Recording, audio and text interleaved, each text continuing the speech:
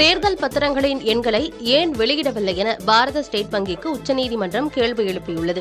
உச்சநீதிமன்றத்தின் உத்தரவை அடுத்து பாரத ஸ்டேட் வங்கி தாக்கல் செய்த தேர்தல் பத்திர விவரங்களை அனைவரும் அறியும் வகையில் தேர்தல் ஆணையம் தனது இணையதளத்தில் பதிவேற்றம் செய்துள்ளது. இந்நிலையில் தேர்தல் பத்திரம் தொடர்பான மனு உச்சநீதிமன்றத்தில் விசாரணைக்கு வந்தபோது தேர்தல் பத்திரங்களின் எண்களை பாரத ஸ்டேட் வங்கி ஏன் வெளியிடவில்லை என நீதிபதிகள் கேள்வி எழுப்பினர். தேர்தல் பத்திரங்களின் எண்களை கட்டாயம் வெளியிட வேண்டும் எனவும் நீதிபதிகள் உத்தரவிட்டனர். மேலும் தேர்தல் பத்திரங்களை யார் வாங்கினார்கள், அவர்களது பெயர்கள் என்ன, எந்த தேதியில் எவ்வளவு தொகைக்கு பத்திரங்களை வாங்கினார்கள், அரசியல் கட்சிகள் எந்த தேதியில் அவற்றை பணமாக மாற்றினார்கள் உள்ளிட்ட அனைத்து விவரங்களையும் வெளியிட வேண்டும் என உத்தரவு பிறப்பித்திருந்ததாக நீதிபதிகள் தெரிவித்தனர். தங்கள் உத்தரவு மிக தெளிவாக இருந்ததாக தெரிவித்த நீதிபதிகள் மற்ற விவரங்களை வழங்கிவிட்டு தேர்தல் பத்திர எண்களை மட்டும் வெளியிடாதது ஏன் என மீண்டும் கேள்வி எழுப்பினர். பாரத ஸ்டேட் வங்கி விளக்கம் கொடுக்க வேண்டும் என நோட்டீஸ் பிறப்பித்த உச்சநீதிமன்ற நீதிபதிகள் வழக்கு விசாரணையை ஒத்திவைத்தனர்.